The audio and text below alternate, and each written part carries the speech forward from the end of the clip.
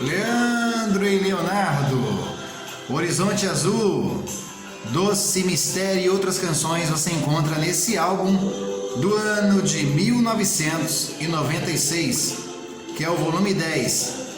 Nesse CD destacou-se as canções Horizonte Azul, Doce Mistério, que fez parte da trilha sonora da novela O Rei do Gado. Por causa dela, Eu Sou Desejo e Você é Paixão, versão da música de Richard Marx. O álbum vendeu 500 mil de cópias, recebeu disco de platina duplo.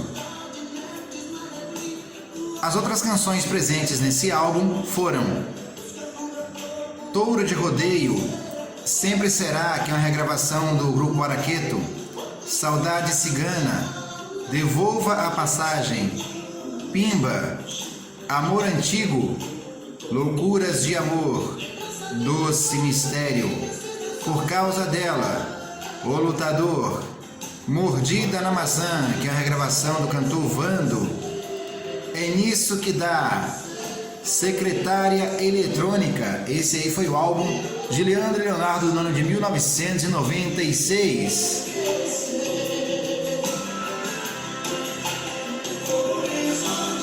Leandro e Leonardo.